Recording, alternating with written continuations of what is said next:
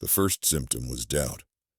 People would pause at traffic lights, unable to decide whether the bulb overhead was red or green, and horns would swell into ugly choruses while the uncertain driver tested the intersection one tentative inch at a time. At first, everyone blamed the bulbs, the clouds, the cataracts of age, the low-grade anxiety of modern life. But a week later, a fashion reporter, caught live on breakfast television, stared at two identical dresses and admitted, with an embarrassed laugh, that she could no longer tell which was midnight sapphire and which was onyx.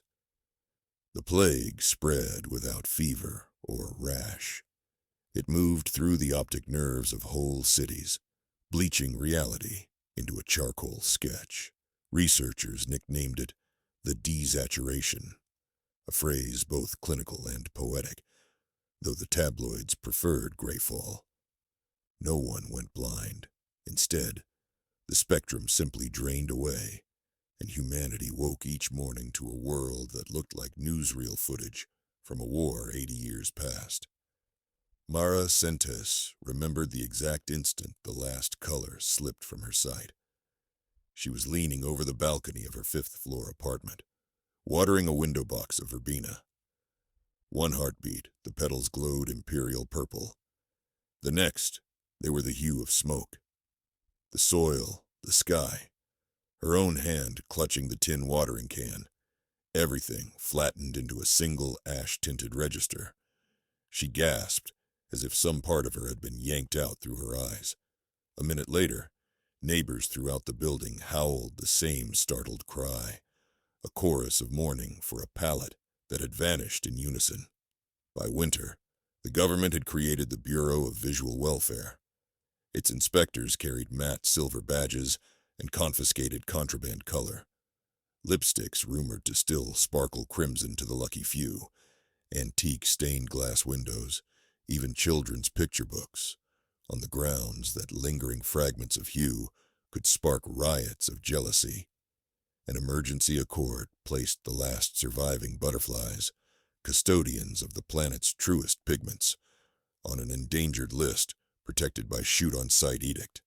And right there, in the pressure seam between appetite and prohibition, the chromatic smugglers blossomed. They operated in the cracks of the city like mold. Abandoned parking garages, rooftops rattling with loose aerials, subway tunnels spray-painted with slogans no one could see. They paid poachers to raid remote cloud forests where butterflies still sipped from orchids, invisible to the rest of humankind. The smugglers harvested scales from the fragile wings, ground them into dazzling dust, then suspended the powder in an oil that, so rumor claimed, could resuscitate color for a heartbeat or a night, depending on the dose and the strength of the user's memory. Mara heard whispers of these illicit hues during her shifts at St. Helios Hospital. She was a spectral analyst before the fall, a researcher who once engineered dyes for biotech fabrics. Now she ran a lowly scanner that plotted the faint neural flickers of patients devastated by Greyfall. Doctors fed them antidepressants, taught them color vocabulary flashcards like foreign language verbs, and prayed a cure might emerge from data sets they themselves no longer believed. She had little time for legends. Yet one evening, a patient smuggled in a thimble-sized vial, shaped like a teardrop. Inside, liquid shimmered, impossibly alive. Under the fluorescent ward lights it looked gray, and yet it seemed to promise something that lay just a hair's breadth beyond ordinary sight, the way a seashell murmurs the whole ocean. 3 seconds, the patient pleaded, pressing the vial into Mara's palm with feverish intensity. I'll never afford enough to see again. But you, take it. Prove for me that it works. Rules said she should confiscate it, file a report, summon security. Instead, Mara slipped the vial into her coat pocket. Something in the patient's face, an unnamed color of yearning, made her muscles act before her ethics could intervene. Later, locked inside a supply closet, she unstoppered the vial. A scent rose, sun-warmed fruit, cut grass, the sweet metallic tang of carnival lights. She dabbed a single droplet onto her tongue. The world detonated. Color erupted not as a gentle return, but a tidal surge. The mop buckets along the wall blasted into scarlet and dandelion. Plastic gloves blazed cerulean. Her own skin glowed ochre, blood singing carmine beneath. Tears streamed from her eyes, each prismed like a miniature stained glass window. It lasted less than a minute. When the kaleidoscope snapped shut, Mara toppled to the floor, chest heaving. The grays around her felt even crueler than before, like waking from a dream of flight, to find her legs encased in cement. Yet the memory of that flash, proof that color still lurked in the universe, tore a hole through her resignation. She wanted it back, not only a sip, but the whole ocean. The patient died 2 days later from a stroke unrelated to the vial, but Mara traced the black market chain that had delivered the contraband. At its end stood a man calling himself Leo. He was rumored to trade in hues the way aristocrats once traded gemstones, and he operated behind a shuttered planetarium on the river's edge where starlight programs used to delight children. Mara arrived during the witching hour. Fog rolled off the water, silver as unfired pewter. Inside the planetarium's lobby, velvet ropes and ticket kiosks collected dust. A single battery lantern glowed at the base of the projector, carving weird shadows across machine limbs, frozen like dinosaur bones. Leo emerged from the gloom wearing a coat sewn from mismatched patches of butterfly wing fabric, colorless but mottled with phantom patterns. His eyes flicked across Mara with a calculation that felt as sharp as broken glass. "You're the doctor who swallowed a patient's stash," he said without preamble. His voice carried a rasp, as though scraped by too many midnight bargains. "I'm a scientist," Mara corrected, "and I need more, but not for nostalgia, for a cure." "Cure?" He laughed softly, a sound with no mirth. "Color is a commodity now, not a birthright. People pay fortunes for 5 minutes of what you tasted for free." "I can synthesize it," she insisted. "If I have enough samples, live ones, not just dust, I might identify the photonic protein interface that the plague disrupts. We could restore sight for everyone, including your paying customers permanently." Leo studied her for a long breath. Behind him, the projector's domed ceiling loomed, once a heaven of constellations, now a blank hemisphere. "I admire ambition," he said, "but the Bureau doubled patrols along every butterfly biome. I lost 2 harvesters last month. The only colony left within reach is the Painted Veil Conservatory, sealed behind electrified fences and drones. Touch it, and the Bureau brands you eco-terrorist." "Then we steal from the Bureau," Mara said, surprising even herself with the steel in her voice. "They outlawed color, not us. Besides, they must have stockpiles for study or leverage." Another silence. Then Leo smiled, not kindly, but with predatory delight, the way a fox might greet a hare, announcing it would like to borrow its burrow. "All right, scientist, prove your resolve." He tossed her a small, foil-lined envelope. Inside lay a single butterfly scale. Under gray light, it resembled a shard of graphite, yet it vibrated between her fingertips like an engine idling. Her breath caught. The scale was alive with a hue she could almost remember, but not quite name. Azure? No, something deeper. "Keep it," he said, a reminder that color still costs blood. Over the next week, Mara prepared. She hacked the hospital's requisition system for security schematics of the Bureau's conservatory, a greenhouse disguised as a botanical research station tucked beyond the industrial belt. She drafted chemical assays, packed cryogenic vials, and memorized guard patrol lexicons. Each night, She revisited the envelope, tracing the single scale while vowing she would never sell beauty for profit. She would release it back into the eyes of everyone who had lost it. Leo assembled his own crew, a getaway pilot named Fret, who owned a rust-red Skyvan, and twin locksmiths called Goss and Rill, who spoke only in mirrored halves of sentences.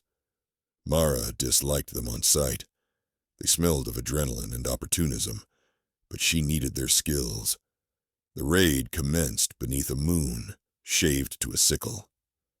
Fret's Skyvan skimmed black clouds, engines throttled low. From above, the conservatory coffin glowed under searchlights. Thermal scanners swept the perimeter like lighthouse beams. Goss and Rill sabotaged a service door lock, mouthing, "After you," into the maw, in their unnerving duet.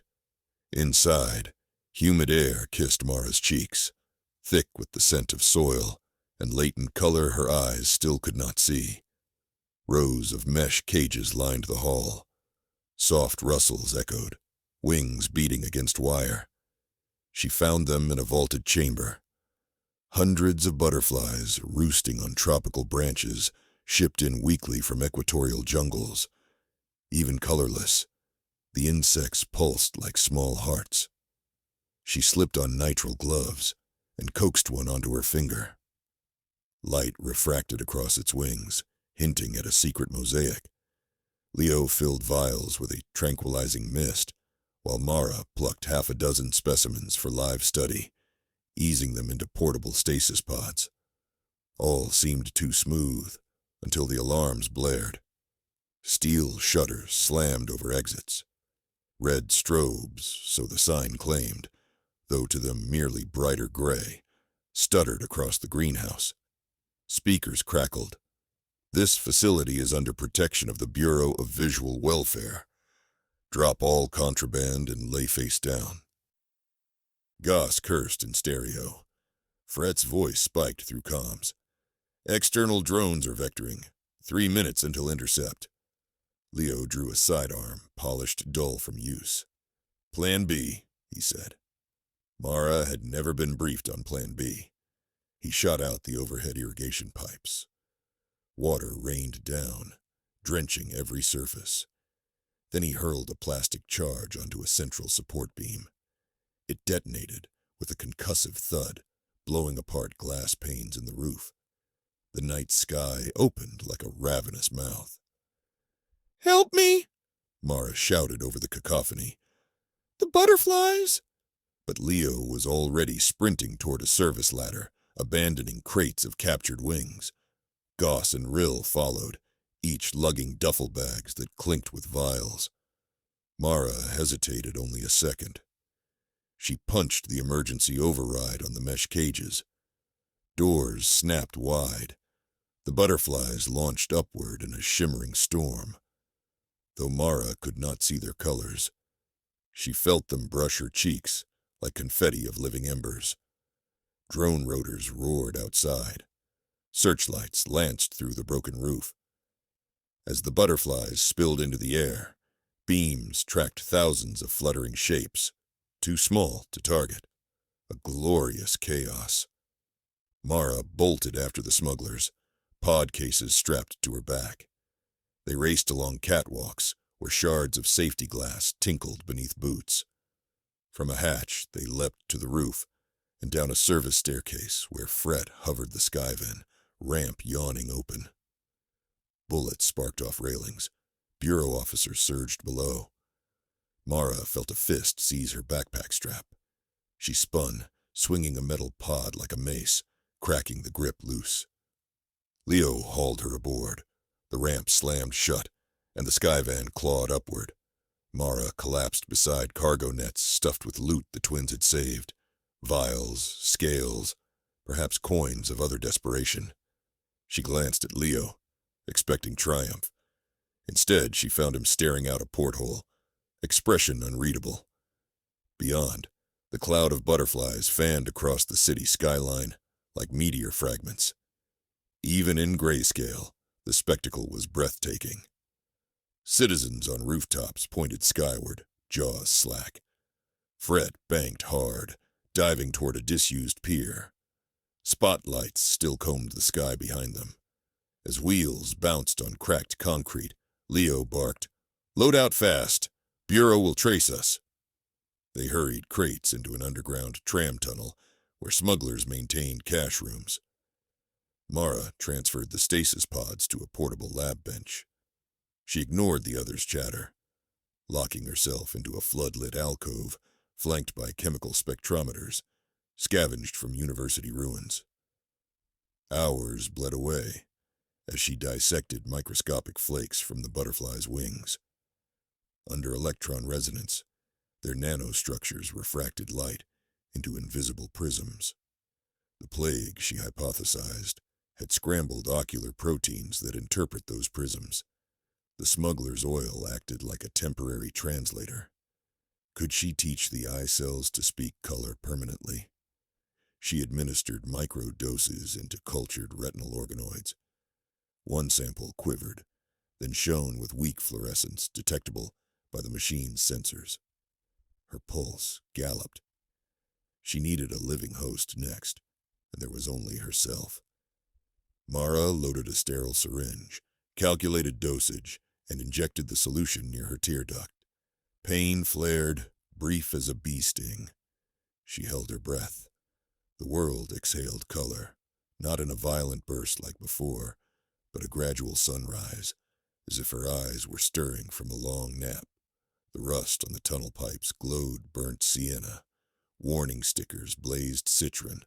A smear of oil on her sleeve shimmered peacock green. Tears, clear, wonderful, colorless tears, burned down her face. It was working, and the effect felt steadier than the vial. She recorded every heartbeat, every hue reawakened, timing persistence. 10 minutes, 20. Still intact. She rushed back to the main chamber. Leo lounged against a crate, counting credits while Goss and Rill dozed. Mara seized his wrist. "I did it," she said, eyes shining. "A stable reversal. We can manufacture doses. We can end the plague." He studied her irises, reading the blooming palette inside them. Something hungry flickered there. Ambition. Greed. Awe. "Imagine the bidding war," he murmured. She flinched. "No. We share it freely. This belongs to everyone." Leo stepped closer, voice soft as velvet rope. "Listen, scientist. You cured yourself with butterfly blood we risked lives to obtain. Do you think governments will just let you stroll into daylight and sprinkle salvation? They'll bury you in some black lab, patent your serum, and auction it country by country. Better we control distribution, set a fair price, fund conservation. Even philanthropy has overhead." Mara shook her head, color shimmering around her like a halo. "I won't be another gatekeeper. Greyfall already stole enough." The twins stirred, sensing friction. Fred cocked a pistol casually, though his gaze flicked away from her kaleidoscopic eyes, perhaps dazzled. Mara's fingers brushed the foil envelope in her pocket, the single scale Leo had gifted as reminder. She withdrew it, held it beneath the stark tunnel lamp. Now in full color, it blazed with impossible depth, a blue so rich it sang, underlaid by veins of gold. The sight hollowed her chest. "Look at it," she whispered. "You remember?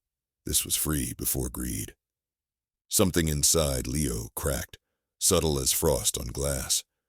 Memories of a childhood meadow, maybe, of chasing butterflies with jars before the bureau, before markets.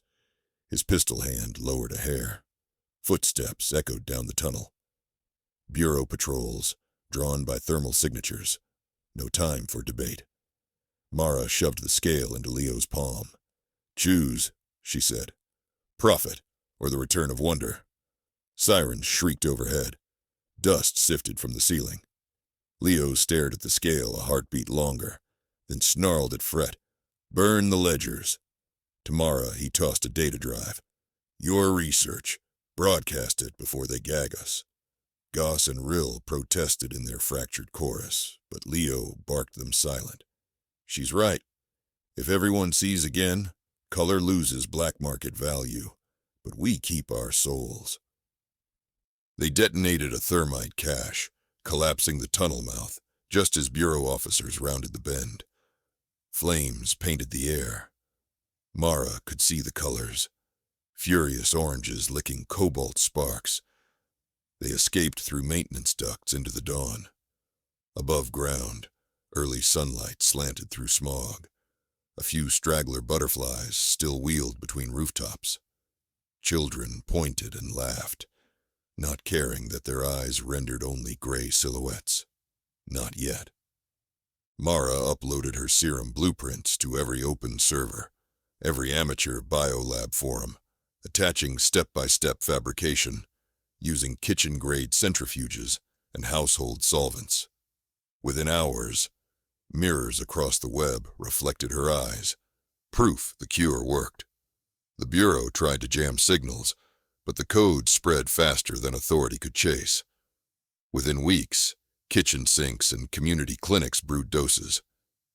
Streets once draped in monotone blossomed anew as people restored their palates. Graffiti erupted overnight, rainbows roaring down concrete walls. Strangers wept in supermarkets at the sight of produce sections. The butterflies, freed from the conservatory, and now protected by ordinary citizens rather than edicts, thrived in rooftop gardens seeded with nectar plants. Hawks of industrial greed still circled, but their prey had multiplied beyond any cage. Mara often visited a community greenhouse, where children raised chrysalis threads like jeweled pendants. One afternoon, Leo arrived, minus his patchwork coat, wearing a simple shirt the color of wet clay. He handed her a paper box. Inside fluttered descendants of the ones they'd saved, wings painting the air with the hue of a sky washed clean after storm. Exactly the shade Mara once failed to name. Thought they'd like to stay where the world can see them, he said. His eyes, once calculating, now carried the quiet relief of someone unburdened of secrets. Mara released the butterflies. They lifted, caught a sunbeam, fractured it into 100 laughing shards, and scattered across a city relearning joy, one color at a time.